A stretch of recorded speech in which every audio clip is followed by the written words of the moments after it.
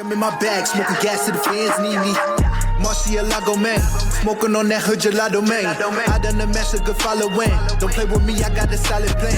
Got me a stove, put my chicken on it. Couple bags to spend, but I ain't tricking on it. Heard your bitches want me, tell her cop me a zip. Sorry, I ain't that affectionate. Hello, you horse.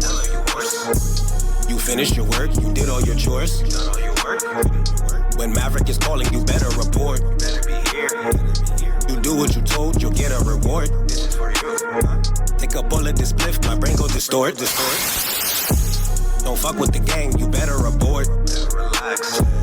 Or we'll throw the hands and settle the score. No Fronto and papes, I'm off to the store.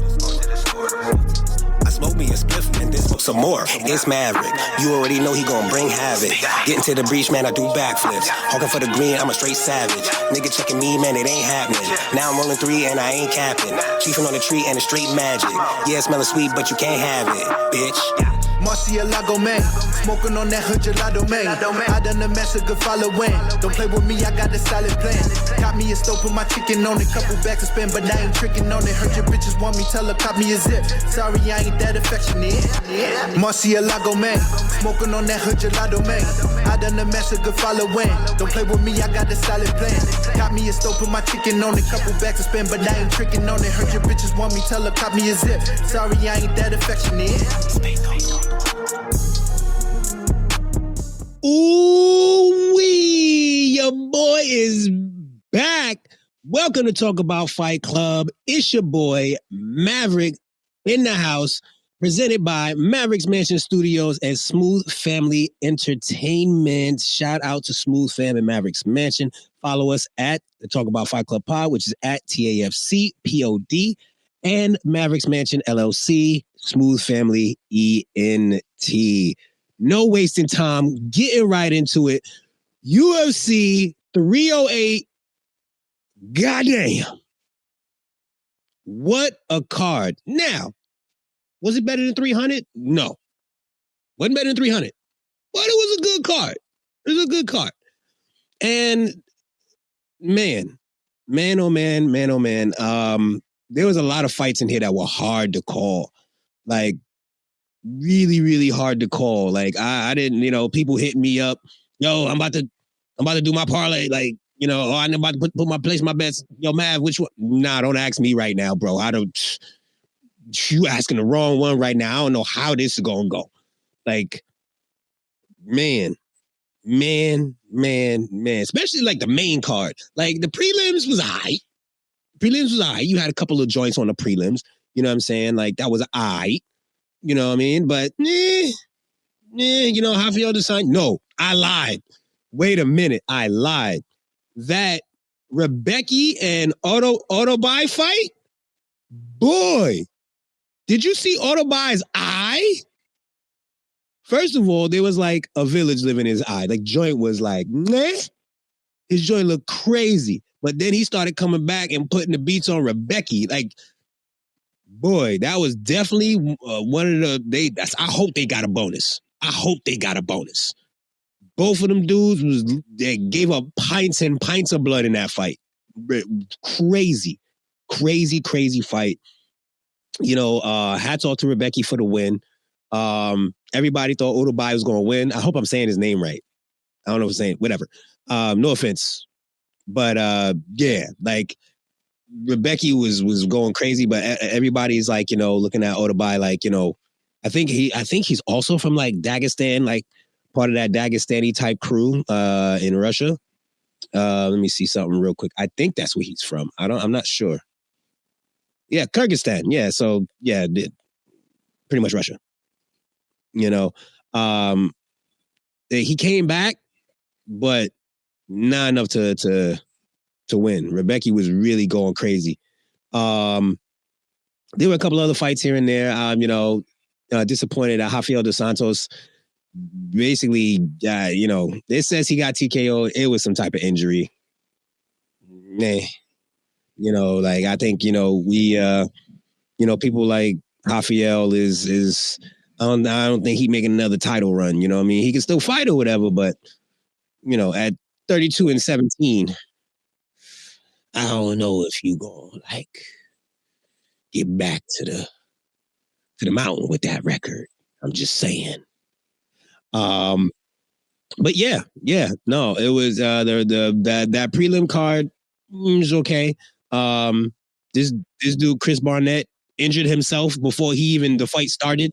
If you watch him when he's like first coming into the ring, guys come into the ring and they do their little ring rituals, whether it's jog around the ring or pray before they get in the cage, or Father, Son, Holy Spirit, whatever they do to get in the cage. This guy gets to his spot in the cage. Now, mind you, this dude is like 260 something, because like for heavyweight in UFC, you got to cut down to like at least 265. You can't be above 265. So he gets to his corner, and the man does like a Bruce Lee style jump stomp on the ground. And as soon as he does it, you can see the man injured. He's injured. You can see him like, like his joint was messed up from jump, and then hurt it even more during the fight. Like, guys, stop doing dumb stuff that'll injure you. Like your man Johnny Walker trying to do the worm. Dumb. Guys doing backflips off the top of the cage and not landing the way they should. Yeah, luckily your man Justin Gaethje has been sticking all of those flips, knock on wood. Hopefully he doesn't hurt himself. But yeah, don't do dumb stuff. You 265, bro. If you're gonna be doing any jumping, like it should be during training, don't do that wild stuff before you get into a fight, or you end up like Chris Barnett. And that's why he got TKO'd. Yeah. Now, I want to get into the fights that on that main card. Now, there was some that was like, I wish the Cyril Gane and the Alexander Volkov fight wasn't canceled, because I felt like that would have been a good one, because Volkov he give people the business. I bang with him. But that got canceled. The Lee Murphy, Dan Ige fight. I mean, the first round was good, but then after that, I was like, the Ankalaev Rakic fight. Let me tell you something about Rakic. I think that's how you say his name, Rakic. He has this tendency, because he's like, if you look at Rakic is a big 205er. He should be a heavyweight, bro. Because you can tell just by how ripped he is, like, that he's cutting a lot of weight. Because like a lot of people don't walk around just looking super ripped like that, or some like action figure looking stuff. So you can tell he's cutting some weight in order to like get down to 205. But this dude, he'll like land some good stuff, maybe the first round and a half, and then he just gets gun shy. Like he just won't fire. And I'm like, bro, keep throwing them leg kicks, fire. Like I don't know, man. Some of these fighters are starting to get on my damn nerves. Like, oh, I did enough to win. No. We're not going to just do enough. That's how I was in high school. I did just enough to graduate. I wanted out. And maybe that's what these guys are doing. Maybe they're doing just enough because they want out. Maybe their opponent hits too hard. I don't know. But when you're in a fight, they always say, Dana White says it all the time. Once again, it's something else that I'm actually agreeing on with Dana White, which is rare. I don't agree with him very often. But over the past few months, I've been agreeing with a lot of what he's saying. And what does he always say? Don't leave it to the judges. These judges is trash. Trash. How many times we in the last card, we saw like mad, terrible, decisions. The Bivol and Beterbiev fight. Now, I haven't watched the whole thing. I've seen clips of it. But from what I've heard it was either a draw or Bivol just eked it out. Anyway. Yeah, I heard that Bivol either just eked that fight out or it was a draw. I heard Bivol did not win. I mean, not Bivol, Beterbiev did not win. That's what I heard. I got to take my time out to watch it. So I'll get back to y'all on another time. But yeah, the Rakic Ankalaev fight, it kind of disappointed me. I expected a little bit more fireworks from that. And I just didn't get the spark that I wanted from that fight.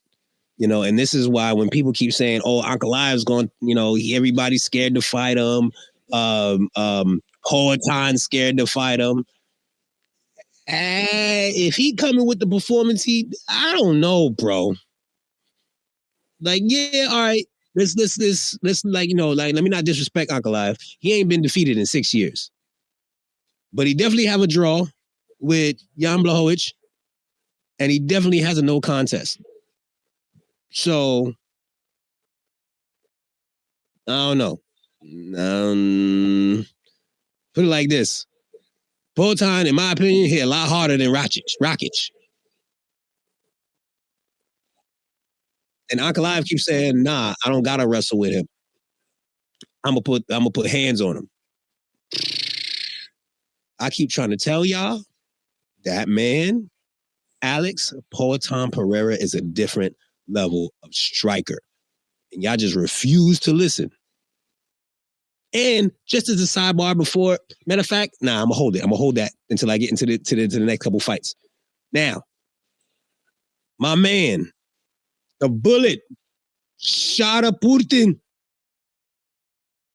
When I tell you that boy pulled a move out the hat that I don't think anybody's seen in UFC, any MMA promotion. He hit homie, excuse me, with a double spinning back fist. Did y'all hear what I said? Double spinning back fist. I was out. Like, the funny thing is, I had just got off work. I had the phone in my hand. I'm watching the fight. Me and the homies are right outside my job. Like, I had to watch the fight so bad that I couldn't even get on my bike to get home. I had to watch it then. So I was like standing there watching the fight. We're watching the whole fight. And Shara was actually like, in our opinion, he wasn't winning. He was scoring like towards the end of the rounds, like he was scoring a lot more. But he wasn't really winning. You know what I'm saying? Like, my homie said that his hair kept giving him away, like when he wants to throw a shot, because hair would shake before he would throw. So it was like a giveaway. I'm like, yeah, homie probably need to tie that up in a ponytail, braid it, something, because every time he moved, the hair would shake and the dude was catching him with some shit.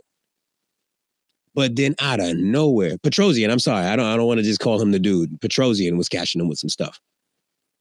But then, your man hit him with the double, what he calls now the double bullet. Hit him with the right, quit. Brought it around and said, now left, quit.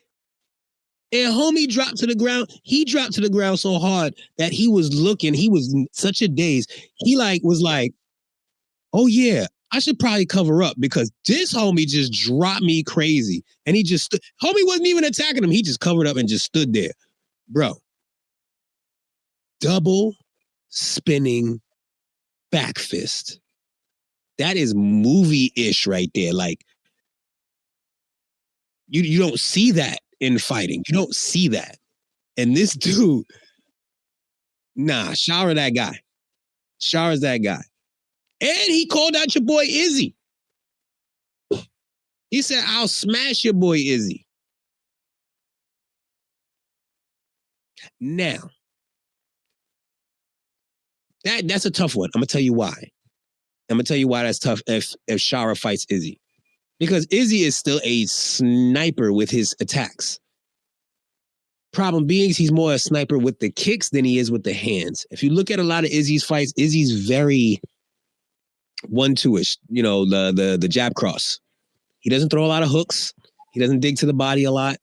Everything's a lot of straight shots. Straight shots to the body, straight shots to the head. A lot of feints, a lot of fakes, leg kicks, question mark kicks, things like that. And everything is very linear. You know what I'm saying? He doesn't move left and right much. He doesn't, he doesn't use like certain angles the same way, but he's just a sniper with his attacks. Now, do I think Izzy can beat Shara? Well, yeah, of course. Do I think Shara can beat Izzy? Probably. Especially because Izzy's like kind of on the decline. Like, I'm not gonna lie. I feel bad for Izzy right now because a lot of people are just like, oh, nah, he needs to retire. And I'm like, Dad, y'all gonna play my man Izzy like that? Don't get me wrong. Yeah, okay. Got choked out. Okay. And, he lost to Strickland. Okay, I get it. 2-fight losing streak. But that don't mean he, like, done. Do I? Well, maybe not. Hold on. Time out. I'm not going to lie to you. Now that your man Boers, the lone wolf, is fighting at 185, yeah, Izzy actually might. Because your man Chimaev, I'm sorry, I'm just going to skip over Shara. Sorry, Shara. I'm going to just skip over you, bro. Did y'all see what this man, Khamzat Boers Chimaev, did to Robert Whittaker's jaw? Bro, I'm going to keep it a stack with y'all. I was at work today at Glory Martial Arts Center. Shout out to Glory Martial Arts Center. Hold on, y'all can't see it above the thing. Hold on. There you go, because last time I showed it, y'all ain't see it. So I'm going to show y'all. Glory Martial Arts Center. Shout out to Glory Martial Arts. So I was there talking to a lot of the jiu-jitsu guys today because, this is what they do. They wrestle, they grapple, When I tell you, like, almost a third to half of the guys there were like, I don't even want to train today. They saw what was, they saw what happened to this dude, Robert Whittaker, and was like, yo, I'm not going to lie to you. I don't want that to happen to me. So, like, everybody in practice now, every time a rear naked choke started happening, everybody tapping. I'm like, dag. Like, how a person that's not even in the gym with you scaring you because of what he did to somebody else in another country? Nah. Khamzat? Him. Producer, is Khamzat not Himothy? I can confirm that Khamzat Chimaev is indeed him. Himothy. Do y'all understand? Like, bro, like, all right. This right here, all this was underneath Robert Whittaker's tongue.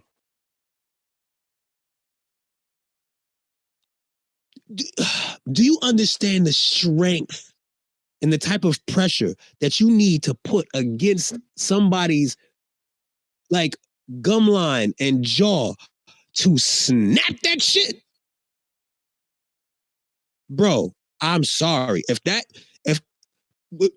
Producer, what is your theory on the three dudes? I need you to say it out loud so these people can understand, because I don't want to say it wrong.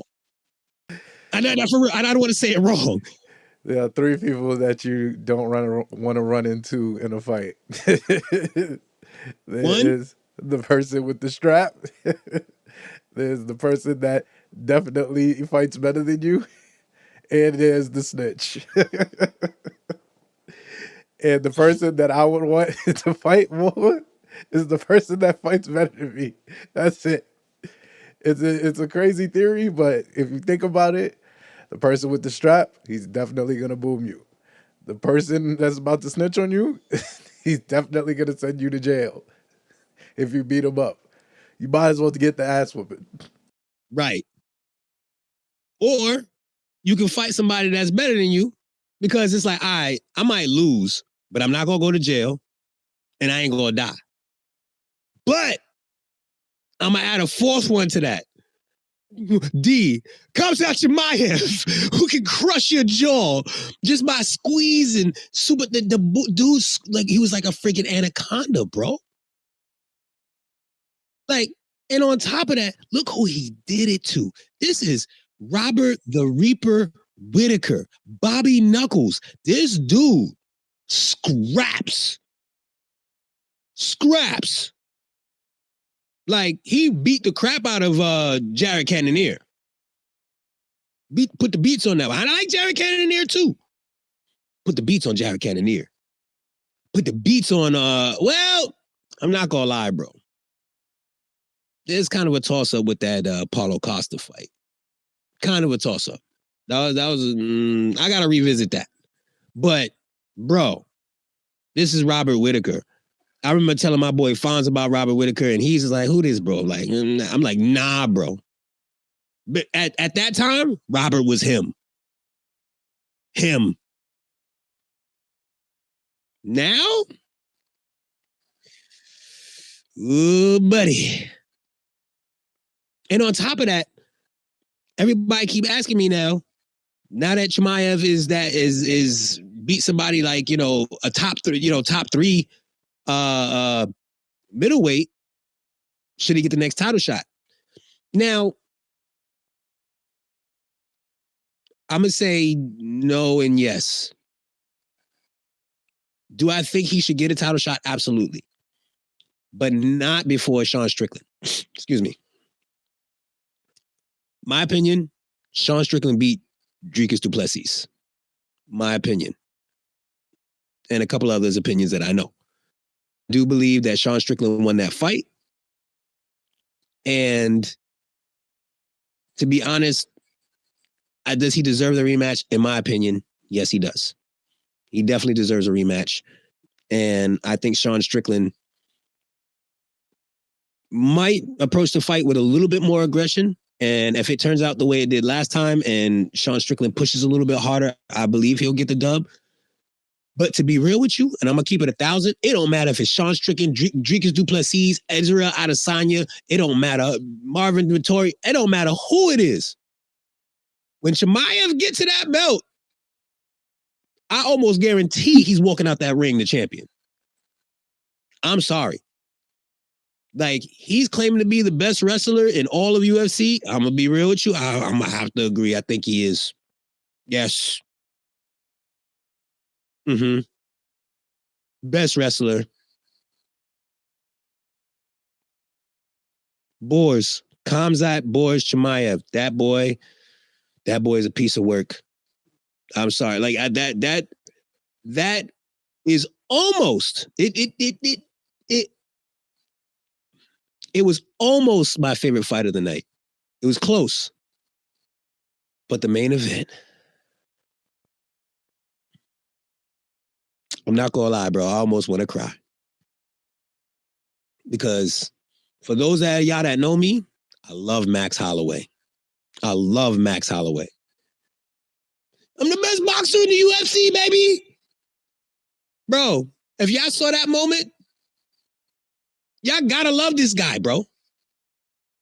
Point down in the mat. You gotta love Max Holloway. You gotta. But El Matador. So let's give Max his flowers. Max was winning that fight. Winning.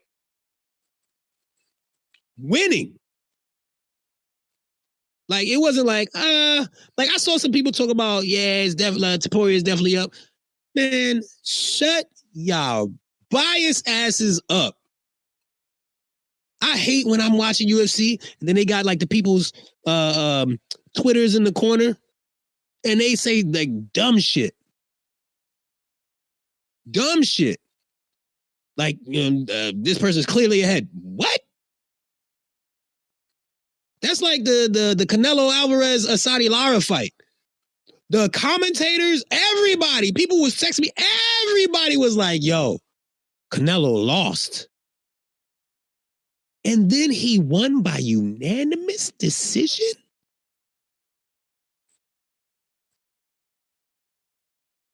Bro. Like, anyway, let me not rant too much. Let me not go off topic. Point being is, like, I like Max Holloway a lot. I thought if he did exactly what he was doing during the fight, kept good distance, using his kicks, I wish he would have used his left head kick more, because a lot of people kept saying, oh, he shouldn't kick as much because then Topuria would, catch the kick, take him down to the ground, and he has a better ground game. Okay. But Max Holloway has great defense when it comes to takedown defense. And even when he's down on the ground, he's also really good at getting up.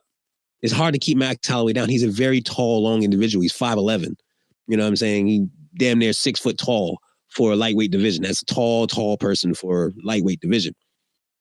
And like I said, he was jabbing up, but Topuria would come in with those crazy haymaker combinations, clean. Let me not disrespect El Matador. The boy has some slick, clean boxing. I mean, clean, like Mr. Clean. That boy boxing good. But, as he would come in with those blitzing, almost blitz style combinations, you would see Max would try to, catch him with some checks on the way in, which a few of them landed, but they weren't like super clean. And, as I was watching it with my boy, Fonz, like we're watching it and we're like, ooh, Topuria better be careful because he'll dip low to the body and then come over the top with that right hand. So when he's dipping low to the body, his head is low, and Max kept trying to catch him with that check. And if he would have caught him right on the chin with that check, he might have put that boy down. Because I forgot the fighter's name. I think it's Herman something. I don't remember. But I remember when I seen Topuria hurt. And this dude, I don't know if his first name is Herman or his last name is Herman, but Topuria threw some shit at Topuria and then followed up right after with the head kick. And when I say your man Topuria said, yeah, and hit the ground, I was like, oh man, but his recovery is almost like Alex Pereira's. Like, it's quick. He recovered quick. So, like, and the dude Herman hesitated. It's like, it was like he thought of one of two things. It was either he thought he was out cold. It was like, oh, I won, and didn't realize, oh shoot, it's not over. Or he was surprised that he actually hurt him. Because one thing with Topuria could take some shots.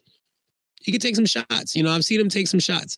But I wanted Max to throw that left high kick because I wanted him to, I wanted to see, I wanted Topuria, like in my mind, Topuria would fear like throwing certain shots. It was like, okay, I got to worry about that left high kick. Max could continue what he was doing. He also, was throwing the right oblique kick to his left leg. Like he was doing the right things. And then like Topuria and Topuria doesn't usually throw a lot of straights. He doesn't throw a lot of 1-2s. Everything is a lot of hooking shots to the body, left hooks, right hook, overhand rights. Like that's kind of Topuria's style. Like, he'll stick the jab out there a little bit, but you don't see him throw like the 1-2 a lot. And for some reason, he threw that 2. That joint went straight up the middle, caught Max, and you saw on Max's face, like eyes rolled. I was like, oh shit. Max in trouble. But then Max was doing the right thing. Max started circling, doing his thing. All right, I need to recover. And one thing you don't want to be is in the pocket with Topuria. You don't want to be in the pocket. It's dangerous. It's dangerous. It's so dangerous. That boy, and that's exactly what happened. Max was trying to keep his distance. You see Max like reach out. He stuck his arms out. And I guess that's what we call in, when you're sparring or when you're fighting, we call this your long guard. So, you have your basic shell, you have your shell, you have your guard up, your shell, you have the Philly shell, right? You cover up with one hand across the body, one hand on the chin and the other shoulder right here. That's your Philly shell. And then you have what you call the long guard, or you have the other shell that's shelling up, right? So your guard, shelling up, Philly shell, long guard, right? You know what I mean? Like so I feel like Max was trying to use his long guard, but he overextended too much and his hands were here instead of up here. And that left hook came and rocked that boy world. I mean, like when the first shot, I was like, okay, Max can recover from this. He can recover from this. But once I saw that left hook, I knew it. I knew it was over. And It hurt because Max has never been knocked out, and I wanted him to get that one last hurrah for the title. Now, do I think he's gonna make a run for the title? Because he's, talking about moving up to not light heavyweight, I'm bugging. Lightweight. I think that's better for him as an athlete. I think that it would help him not have to worry about so much weight cutting and things of that sort. But I think his run for the featherweight title is done. That's just my honest opinion. He tried 3 times with Volk, couldn't get it done. Tried with Topuria, was doing great. Well, then again, I feel like Max won one of them Volk fights. That's just my opinion. Again, these are Mav's opinions on this. But yeah, I think his featherweight run has come to an end. Do I think his career's at an end? No, I think he's got a good another 5 years in him. He's still healthy, his first knockout ever. But it all depends how you bounce back from it, because a lot of people, after they get knocked out, they don't bounce back so well. Look at Volk. Your boy got knocked out by Chimaev and then came back too soon, and they got knocked out by Topuria. So, I heard Max say that he's going to, rest up, get himself together, and possibly move on up and to continue to fight at lightweight, which is the division now. Well, for the past few years, it's been the division, So, I think that's a good move for him. Topuria, I think it's hard to say what his next test should be, but, he's got a lot of prospects to deal with. So Topuria might have his hands full for a while. I don't think he needs to focus on trying to move up and take the belt and all that. Just focus on your division, hold it down there for a bit, and then eventually move up. Did y'all know also that every single BMF champion, after they won the BMF belt, gets knocked out in their very next fight? Do the statistics, look it up. Jorge Masvidal got the BMF title. Usman knocked him out. Gaethje got the BMF title when he fought against Poirier. Then Max knocked him out. And then Max got the title from Gaethje and fought to Poirier and got knocked out. Is there a weird curse on the BMF belt or something? I don't know. Anyway, we are going to go to commercial break. We shall return shortly because I got a question for y'all when y'all come back. I'm going to talk about the GOATs, and we will be right back. This is so fire. I'm legendary, not your ordinary. I'm legendary, not your ordinary. I'm legendary, not your ordinary. I'm legendary, not your ordinary. I'm legendary, not your ordinary. Hold up, nigga. You know what, nigga? Hole in your head like a donut, nigga. Even your bitch know I go nuts, nigga. And all she wanna do is blow nuts, nigga. Before I got the top, I had to roll up, nigga. Damn, me do it sloppy when you go down, sister. I do this shit like I do it for TV, and I spit fire like Mario and Luigi. Off the leaf, though. You know I cheat, bro. Roll up the top of the loud hash in the keep, bro. You should know I'm bout it like Master P, bro. Shotgun ride shocking on the passenger seat, bro. Keep sleeping and you take a nap, nigga. Chasing the money is where I'm at, nigga. I'ma do what I do to get them stacks, nigga. Fonz is legendary, that's facts, nigga. I'm legendary, not your ordinary. I'm legendary, not your ordinary. I'm legendary, not your ordinary. I'm legendary, not your ordinary. I'm legendary, not your ordinary. Fonz better than the best. About to fuck the game up like favoritism from the ref. Strong blickies off the steps. See how quickly you get wet. Brand new guy for Mississippi. Strong blickies off the Ripley. You see that niggas can't get with me, but you can believe it or not, like Ripley. Everything I spit, brother, straight classic. And everything you spit, nigga, waste basket. Radio or switchblade, you know I gotta get paid. Sometimes you catch a bad break like Alex Smith leg. Bar straight witty, BK, then witty. Use a bitch. Back. We back. And y'all know, if I make that noise, y'all know who we talking about. The GOAT, Jonathan Dwight Jones. GOAT versus the Predator, Francis Ngannou. Yo, so ever since your man Ngannou won his fight against Renan Ferreira, I think his name is, if I say it correctly, I'm not sure. But ever since he won that fight, everybody's like, it has to happen. It has to happen.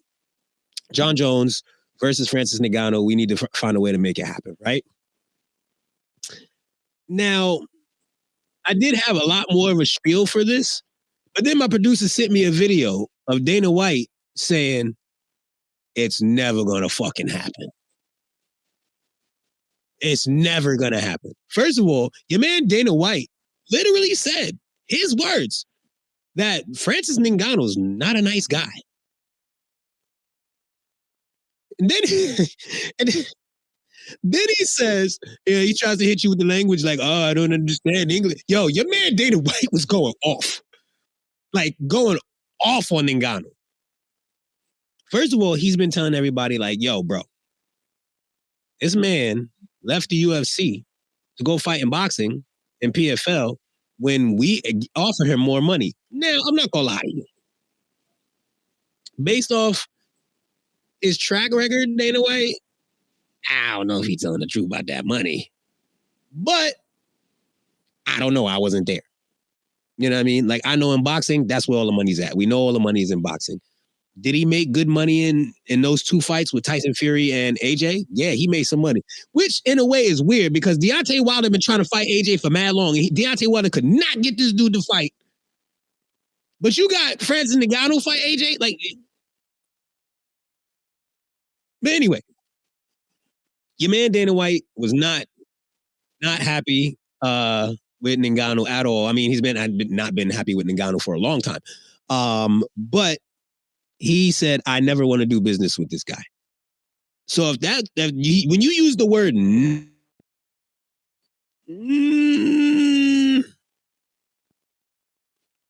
most likely not going to happen.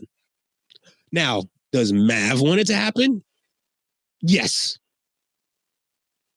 Like, all right, so look, let me put things into perspective, right? Me, I'm kind of like I said, a very symmetrical, and certain numbers appeal to me, right? So right now, Jon Jones wants to fight Stipe Miocic because he's considered the greatest heavyweight ever in UFC, right? Which is true. Because Stipe is the only, and I don't know if y'all know this fact, there's a lot of people that don't know this.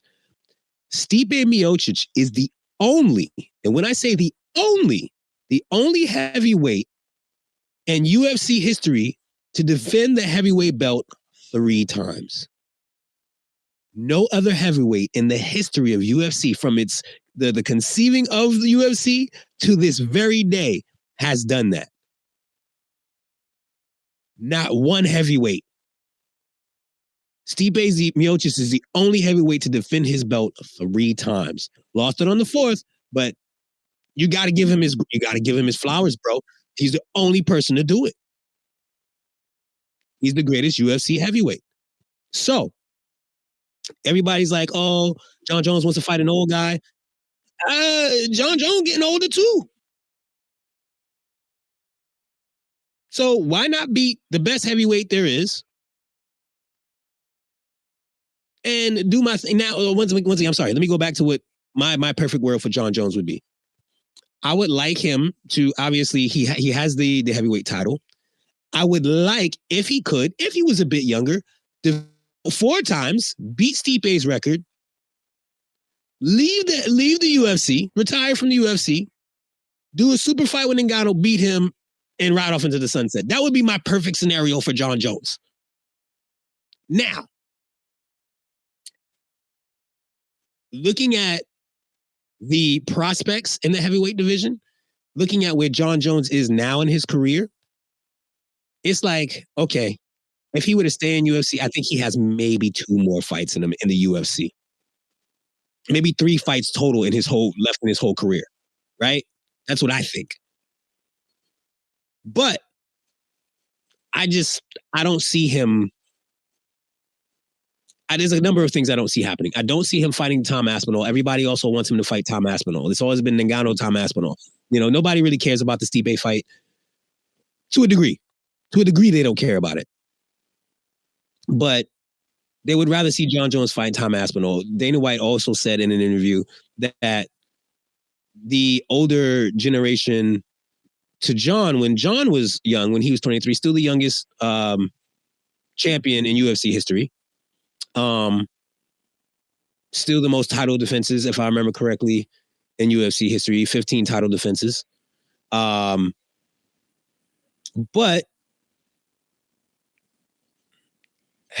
this is hard.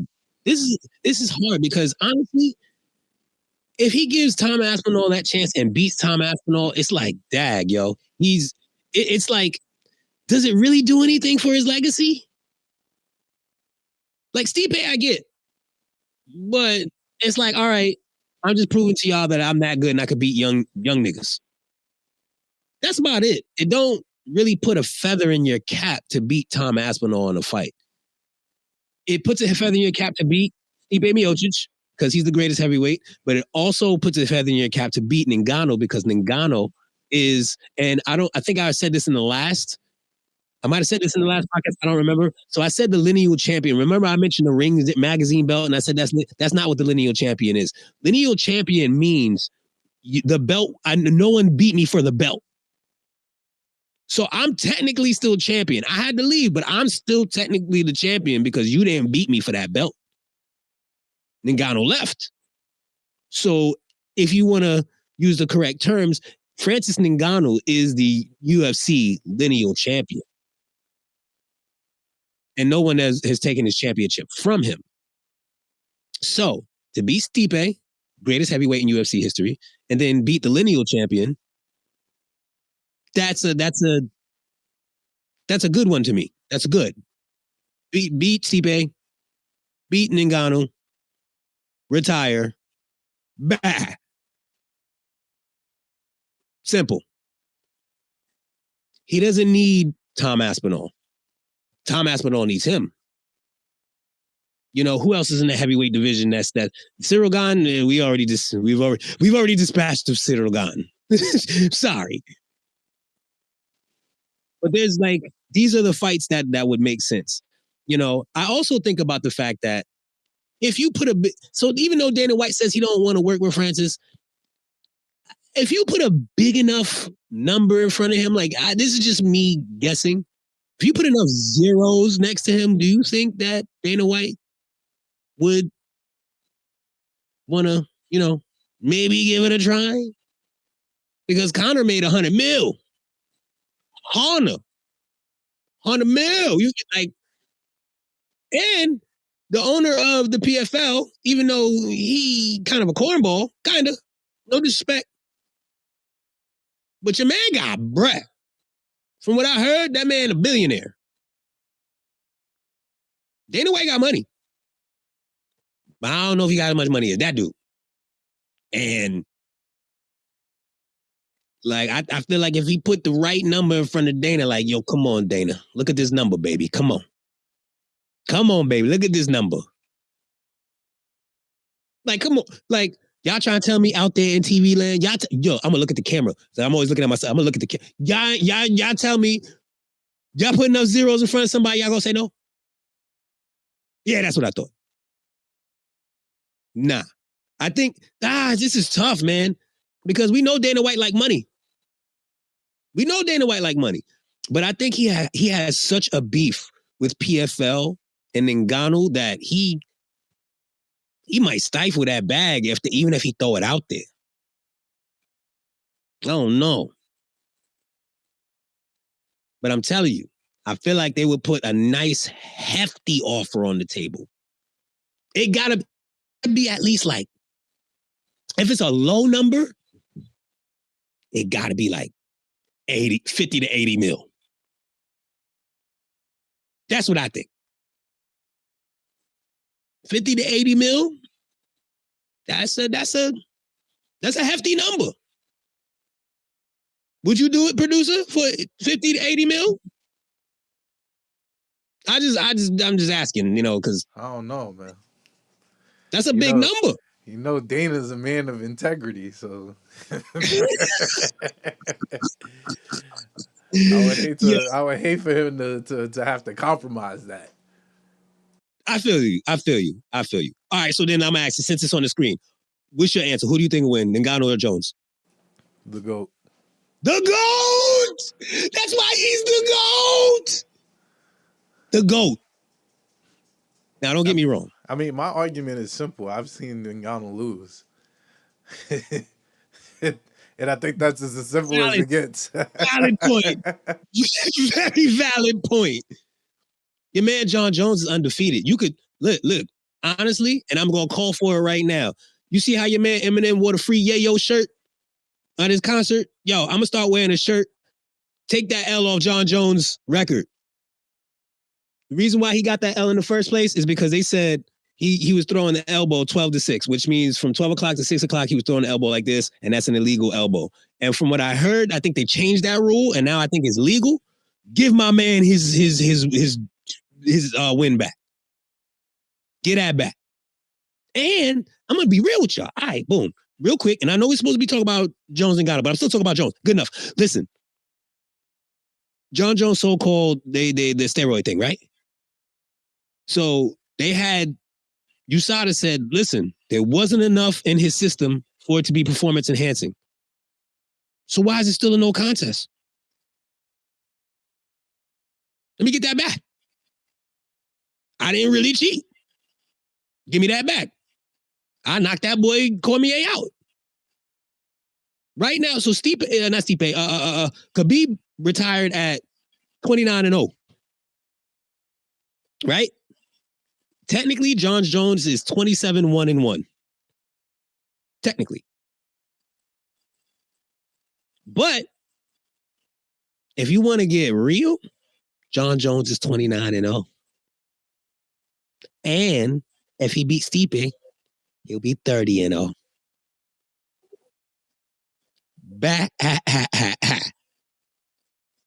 Okay? Who do I think wins at John Jones and Ngannou? John Jones. Yes, Ngannou is strong. He's gotten better. You can see that he's gotten better stance. He's better movement. He throws his punches better. He's not throwing wild looping. Even though we didn't really get to see him like really get after it because the fight was so short between him and Ferreira. I think it's Ferreira. It's Ferreira with an F, right? I think it's Ferreira with an F. Okay. All right. So I'm correct. It is Ferreira. We didn't get to see them like slug it out. We didn't really get to see the hands working. Now, do we know Ngannou has the power to knock anybody out? Absolutely. But I've seen Ngannou get knocked out. I ain't never seen Jones get knocked out. Now, of course, no, you don't got, ain't nobody hitting harder than Ngannou that he fought, but he fought people with bombs. And they was dropping them suckers off. And they ain't beat him. So, me personally, I'm going John Jones all day, every day, the GOAT, Mount Rushmore, all day. Because whether or not Francis hit hard, that boy John Jones knows how to win. That boy, he's just too smart of a fighter. So, I got to go with the GOAT all day, every day. Dana White, I know you don't bang with Francis, but think about it. Just think about it. Never know what we can get out of this. Big numbers. Don't do this to us, Dana. Please. Give me the boy. And we will be back. I do this like I do this like I do this like I do this like veteran, you do it like rookie. All bets on me, nigga, just ask the bookie. Smoking straight hash and cookie. You highly pussy. You been this way since you came at your mama pussy. Big nine to pushy. Smoke 'em like big blunts and cushy. Get your bitch to Woody like Toy Story. After I beat the box up Tyson Fury. Then it's time to bounce, baby, end of story. And then it's back to the money, gotta get more. After the money, dollar bill glory. I said it's back to the money, gotta get more. It's MBG, end of story. The prototype, I do this right. The prototype, the one that they wanna be like. The prototype, I do this right. The prototype, the one that he wanna be like. The prototype, I do this right. The prototype, the one that you wanna be like. The prototype, I do this right. The prototype, the one that they wanna be like. Watch your step, we already saw you lacking. When we hit you up, you ain't even know what happened. So the tough guy roll, we know you acting. Nigga, get your dough low, nigga, you know we stacking. Fuck with my money, I'ma cave your back in. There's money up front, but there's way more on the back end. Take down question. Do I prefer striking or grappling? I'm gonna tell y'all right now. Your boy likes striking. I hate grappling. I'm just getting right into it. I hate grappling. Now, when I say I hate grappling, I'm not saying I don't like the sport of it. I don't like grappling. Like, I do it, but I don't like it for a number of reasons. I'm going to do it from one perspective and then another perspective. One perspective I don't like from grappling, just for me, is that it's so, when I say tiring, like wrestling is more tiring to me than jiu-jitsu, because with wrestling, if you're on your back, you're losing. If you're on the bottom, you're losing. And when it comes to jiu-jitsu, you can be on the bottom and not be losing, depending if you know the rules, right?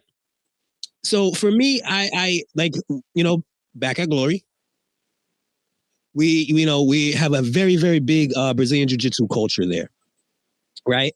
And a lot of the guys that I roll with are like, a lot of these guys got me. If the lightest one probably only got me by like 25, 30 pounds. But everybody else got me by like anywhere between like 50 to almost 100 pounds, bro.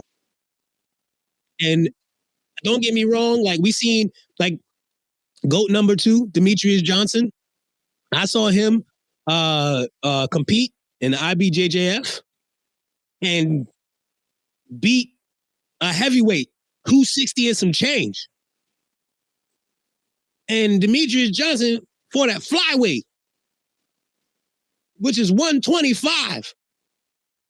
So when I'm like grappling, it's really difficult when you have a person who is like 2 people on top of you. Pause. But when you're sitting there and you're trying to do jiu-jitsu and these guys are like, smashing you into the ground, grabbing for arms and limbs and things like that, and you try to, it's hard to move these guys. It's just it's so draining. It drains you. Now, as a striker, I can do things, like if I'm getting tired, I can do things to recover. Right? So, for example, if I'm, striking with somebody and my arms are getting tired, my shoulders are getting tired, what do? I'll back up, make some distance, long guard. One hand here, one hand out, right? Long guard. And as I'm using my long guard, when I'm far enough to where I know my opponent can't strike with me, I'll put my hands down. Now, a lot of people think, hands down style is showboat or whatever. I'm not the showboat type when it comes to, especially when it comes to fighting. Like, I'm trying to get this over with quick, especially if it's a street fight. If it's a street fight, I need to get this over quick.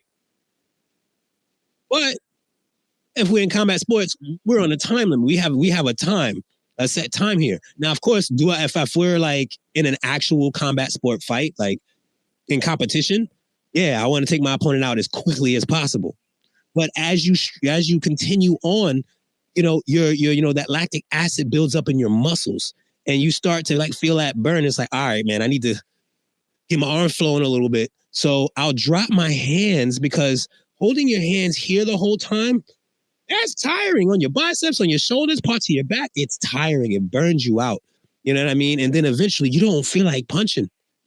Your brain is telling you to punch, but it's like, sometimes it doesn't, it doesn't respond, kicks, punches and all that. So I have a certain way of doing things when it comes to striking. So I can do that longer. And in my opinion, it's just more fun to punch somebody in the face. In my opinion. You know what I'm saying? Nothing against grapplers, and if that's your main thing, shout out to Gordon Ryan. Gordon Ryan is the greatest no-gi grappler ever. Just like I spoke about John Jones in the last segment, MMA GOAT, Gordon Ryan, Brazilian Jiu-Jitsu no-gi GOAT. GOAT. And who does he train with, or who trains with him? Bah! John Jones, GOAT, trains with him, because that dude is the GOAT at no-gi. Like, if y'all get a chance, go look at your boy Gordon Ryan, especially in Who's Number One competition. Bro, this dude walked out with a box, right? Put the box on a table, competed, won, opened the box, and it was like there were props inside describing how he was going to win the match.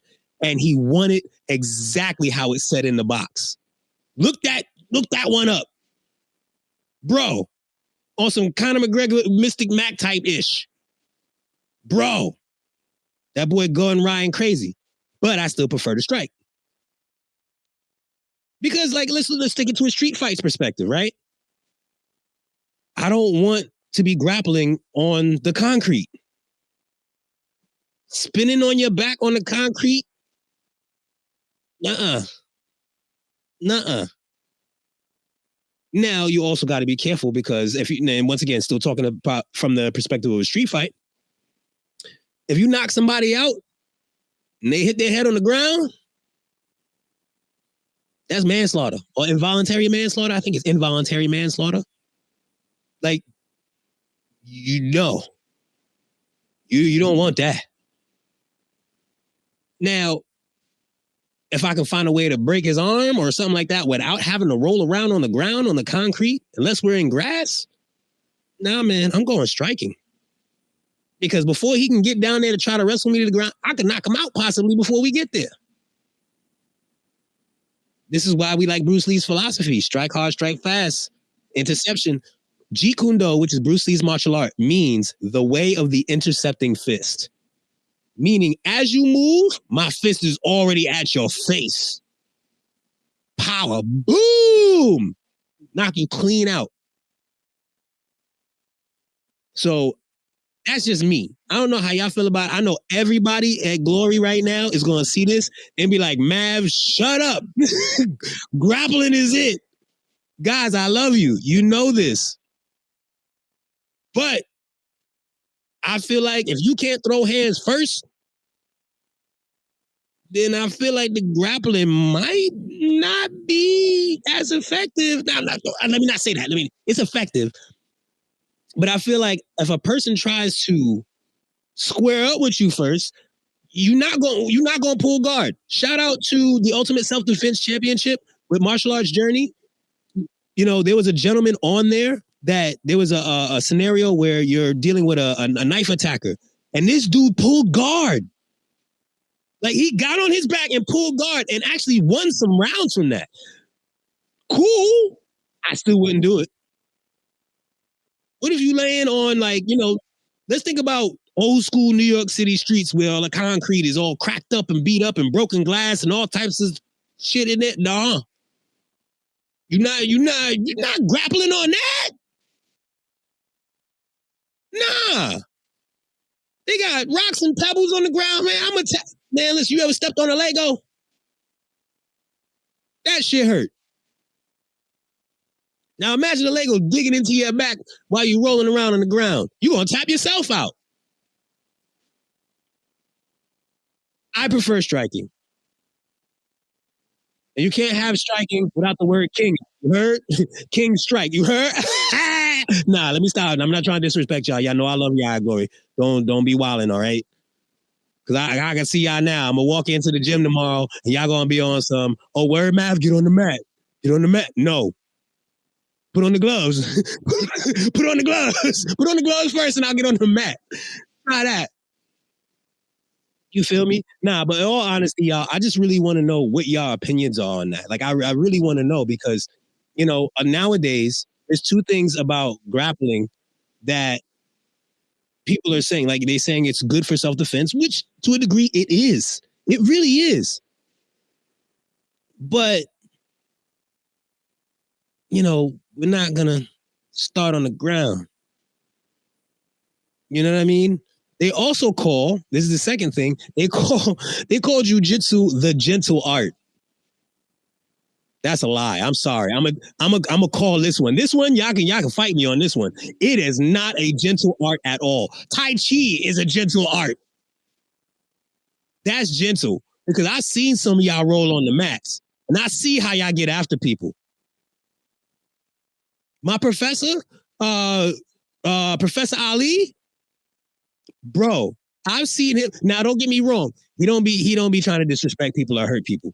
But I've seen him put people in positions where it's like, yo, you could have snapped that boy arm. And he'll be like, yeah, I'm going to let you go. Gentle art, my ass. Nah. If my arm is being flexed the opposite direction, does that seem gentle? If you do what Khamzat Chimaev did to Robert Whittaker, that's gentle? Huh? No. Ain't no gentle art. Like I said, y'all got to stop calling it that. Ain't nothing gentle about jiu-jitsu at all. No. But I'm still striking first. Striking first, bro. Because to me, I feel like if I knock you out, then I have more of a chance of getting away. Whereas I got to do a lot more work to get your arm or leg to break it.